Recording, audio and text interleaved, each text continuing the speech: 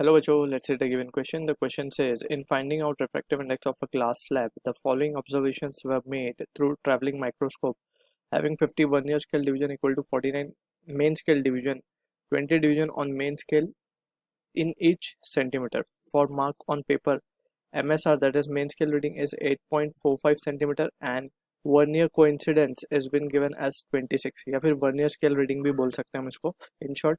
For mark on paper seen through slab, MSR is 7.12 centimeter, VC is 41. For powder particle on the top surface of the glass slab, MSR is 4.05 and VC is 1. MSR is standing for main scale reading. VC is vernier coincidence refractive index of the glass slab is option A 1.35, option B 1.42, option C 1.24, option D 1.52. So इस question के लिए जो की concept यहाँ पे we need to understand is the concept of, यहाँ पे basically दो मेन कॉन्सेप्ट हम यूज करेंगे. एक तो हमारा वर्नियर का, वर्नियर कैलिपर या फिर वर्नियर स्केल बोल सकते हैं हम यहाँ पे, plus shift through glass slab,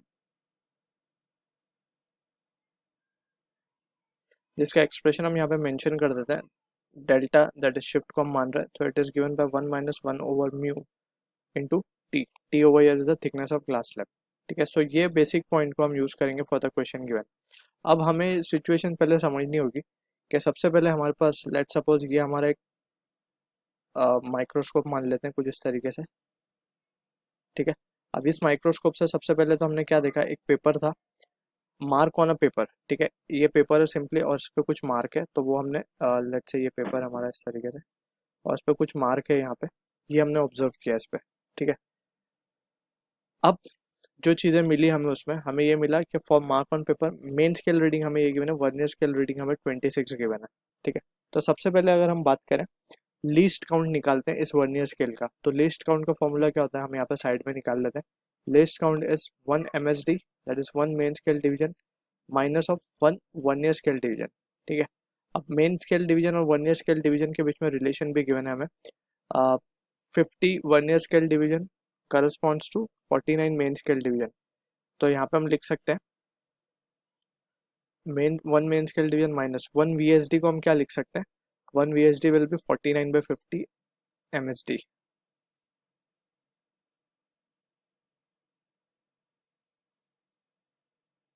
ठीक है, इसको सॉल्व कर लेंगे तो it will coming out to be 1/50 MSD and 1 MSD हमें गिवन है 20 divisions, right. 20 divisions on main scale each in centimeter, so 20 into let's keep it 20 only. तो यहाँ पे अगर हम देखेंगे तो ये आ जाएगा हमारे को पास 2/5, 2/5 दैट इज, एंड यहाँ पे if you carefully look into the statement, तो ये हमें गिवन है actually 20 division on main scale. तो वन मेन स्केल डिवीजन कितना हो जाएगा, 1/20 हो जाएगा, right. So it will be equal to 0.1/1000 हो जाएगा. 1/1000 में 0.001 सेंटीमीटर. सो ये लिस्ट काउंट आ रहा है हमारे पास for the vernier scale given. ठीक है, अब हमने जब इस चीज़ को ऑब्जर्व किया तो हमें जो रीडिंग मिली थी वो थी, लेट्स से ये जो डिस्टेंस है हम इसको मान लेते हैं L1 बोल देते हैं इसको. तो यहाँ पे हम लिख सकते हैं L1 will be equal to main scale reading that is 8.45 plus vernier scale reading into the least count that is 0.001. तो जब हम इसको सिंप्लीफाई करेंगे तो यह आ जाएगा 8.45 plus 0.026, and on simplification this value can be written as 8.476 centimeter. ठीक है, अब हमने क्या किया, we have now put a glass slab. अब हमने एक ग्लास स्लैब डाल दिया यहाँ पे. Let's suppose this is the glass slab. ठीक है, ये ग्लास स्लैब हमने रखा, तो इट इज़ ऑब्वियस ये जो मार्क है अब ये थोड़ा सा अपीयर करेगा, ऊपर की तरफ अपीयर करेगा. ठीक है ना, ये लेट्स से यहाँ पे कहीं शिफ्ट हुआ होगा ऊपर की तरफ.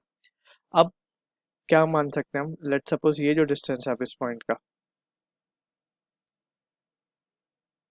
अब ये ऊपर आया तो वर्नियर को भी इस माइक्रोस्कोप को भी हमने ऊपर ही शिफ्ट किया होगा। अभी हम मान लेते हैं कि ये डिस्टेंस है हमारा L2, तो हम यहाँ पे L2 कैलकुलेट कर सकते हैं। और रादर वी विल से कि अभी हम क्या करेंगे, इसके ऊपर हमने फॉर पाउडर, यहाँ पे लेट से ये पाउडर की लेयर आ गई है इस तरीके से, ठीक है। तो ये डिस्टेंस को हम मान लेते हैं, फिर वर्नियर ये जो माइक्रोस्कोप है ये और ऊपर शिफ्ट हुआ होगा, उस डिस्टेंस को हम मान लेते हैं L3। जस्ट हम यहाँ पे थोड़ा सा विजुअलाइज करने की कोशिश कर रहे हैं, तो हम पहले L3 निकाल लेते हैं। L3 क्या आएगा हमारे पास, L3 आ जाएगा हमारे पास, it will be equal to, so this value comes out to be, main scales का हमें गिवन है 4.05 प्लस 1 ईयर कोइंसिडेंस इज 1, यानी कि बहुत नेग्लिजिबल थिकनेस ही है बेसिकली, इसको हम इस तरीके से भी देख सकते हैं क्योंकि बहुत कम है वैल्यू। 26 के कंपैरिजन में 1 year coincidence is very less, right. So यहाँ से हम ये इन्फरेंस भी निकाल सकते हैं, एंड इनटू लीस्ट काउंट 0.001, ठीक है। तो जब ये वैल्यू को हम सॉल्व करेंगे तो ये कितना आ जाएगा हमारे पास, 4.051, 4.051 एंड इन सेंटीमीटर, राइट। तो ये वैल्यू मिल गई हमें L3 की। अब अगर हम थिकनेस की बात करें, तो जैसे हमने बोला कि ये बहुत नेग्लिजिबल थिकनेस है बेसिकली, तो हम थिकनेस को ऑलमोस्ट क्या लिख सकते हैं, it can written as L1 minus of L3, ठीक है। तो this value can be written as 8.476 minus of 4.051। तो ये वैल्यू आ जाएगी हमारे पास 6 में से 1 गया तो 5, 7 में से 5 गया तो 2, and this is 4.425 centimetre. So this is what the thickness we have calculated. So यहाँ पे अब हम शिफ्ट कैलकुलेट कर लेते हैं। शिफ्ट के लिए हम क्या देख सकते हैं, शिफ्ट में हम डायरेक्टली लिख सकते हैं, shift will be L1 minus of L2 from the figure. L1 हमने कैलकुलेट कर लिया already, 8.476 minus L2 we can calculate over here.